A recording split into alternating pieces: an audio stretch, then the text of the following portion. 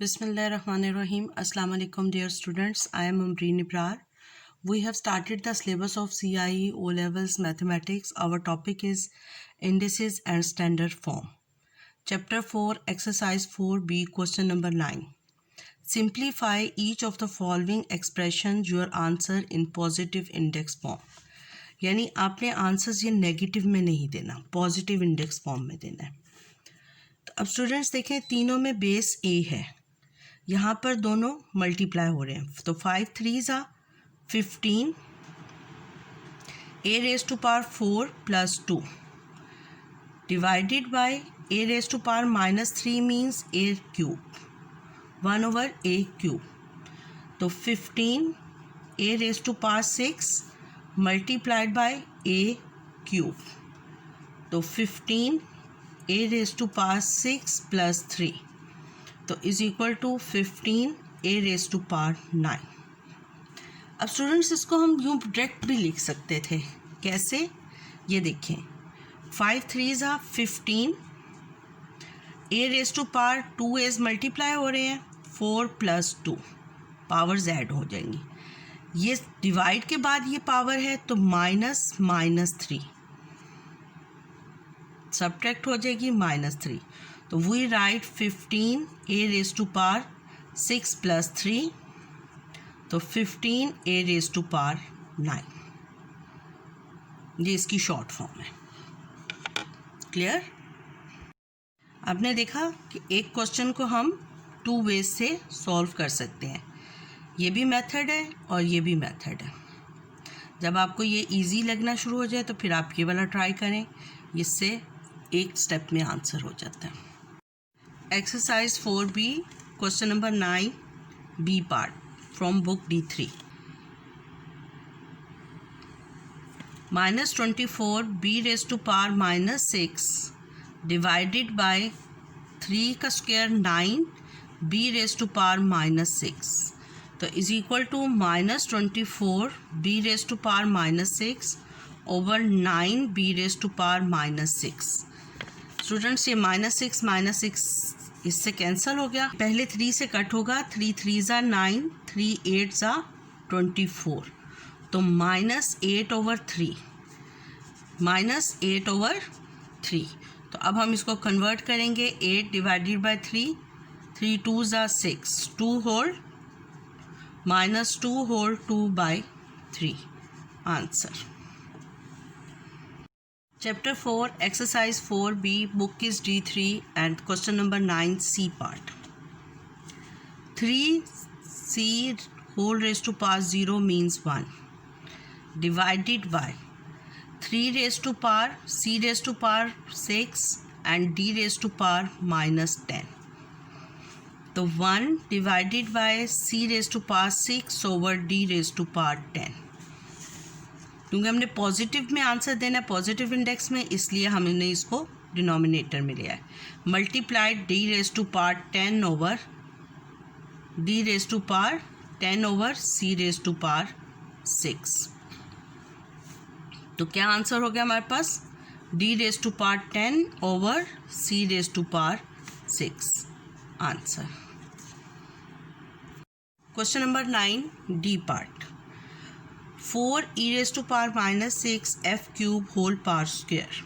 तो 4 square 16 e raised to power -12 6 2 12 f raised to power 6 over 8 e raised to power 12 f raised to power 6. अब students ये देखें, ये cutting हो जाएगी. f raised to power 6 f raised to power 6 8 1 8 8 2 16. लेकिन ये cutting नहीं होगा. ये e रेज टू पावर -12 है, ये e रेज टू पावर +12 है. तो अब ये +12 नीचे आ जाएगा. e raise to power 12 into e raise to power 12 तो ये is equal to 2 over e raise to power 12 plus 12 तो is equal to 2 over e raised to power 24. Answer. Question number 9 e part from book D3 exercise 4B।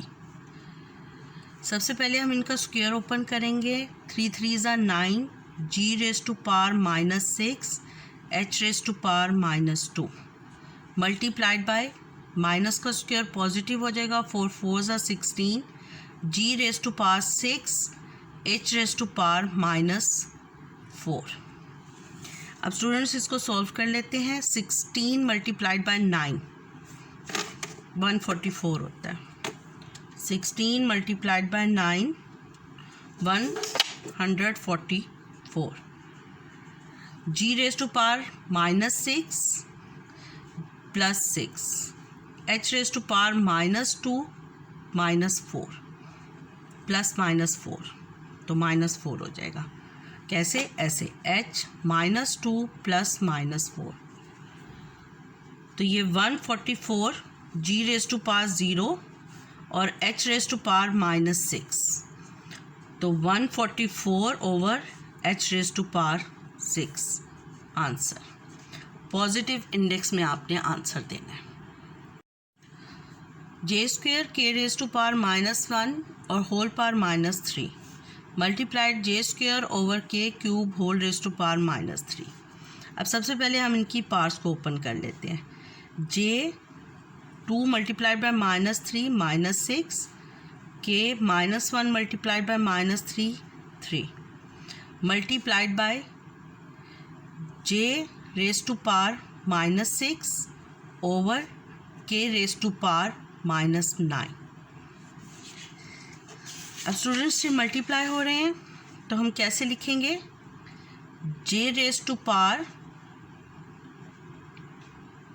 -6 plus j raise to power -6 -6 दोनों -6 add हो जाएंगे।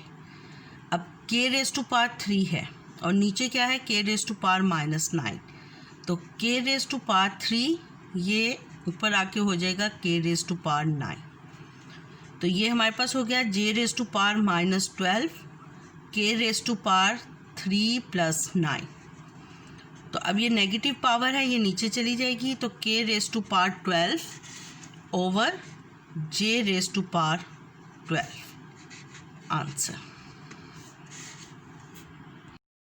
Question number 9 g part. m raise to power 5 n raise to power 3 multiplied by m² whole power -2 तो m raise to power -4 over m raise to power -2 n²। अब students आप ये देखें m raise to power 5 +-4 n² ने n³ को cut कर दिया तो क्या रह गया? n over m raise to power -2 तो ऊपर क्या हो गया हमारे पास? m raise to power 1 over m raise to power -2। Clear? तो ये हमारे पास n तो m2 ऊपर चला जाएगा तो ये हमारे पास क्या आ गया? m raise to power 1 + 2 n। कैसे किया ये देखें। m raise to power m raise to power -2 ऊपर जाकर क्या हो जाएगा? m² और ये n ऑलरेडी है तो वी राइट m1 + 2n तो m3n आंसर।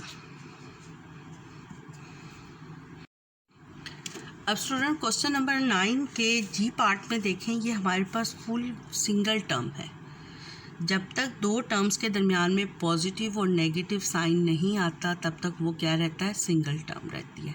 इनमें मल्टीप्लाई का साइन है और डिवाइड हो रहे हैं तो ये it's mean this is a single term. But in the H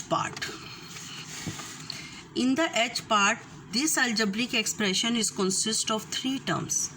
One is 5p whole power cube and second term is 10p multiplied by 7p square और plus 6 over p -3 p raise to power -3। तो अब सबसे पहले हमने क्या use करना होता है? अब यहाँ पर डिमैस और पावर रूल यूज़ होगा। सबसे पहले हमने इसकी पावर को ख़त्म करना होता है। ये जो 5p की पावर है इसको सॉल्व करेंगे तो ये हो जाएगा 125 पी क्यूब माइनस, अब मल्टीप्लाई सॉल्व करेंगे तो 70 p cube plus 6 p raise to power -3 है, तो ये न्यूमरेटर में जाकर क्या हो जाएगा, पी रेज टू पावर 3। अब इसको सॉल्व कर लें। 125 minus 70 55 P cube plus 6 P cube, तो is equal to 61 P cube. Students, अगर आपको मेरा चैनल अच्छा लगा है तो मेरे चैनल को सब्सक्राइब कर दें और नोटिफिकेशन के लिए बेल आइकन को प्रेस कर दें। अल्लाह हाफिज़।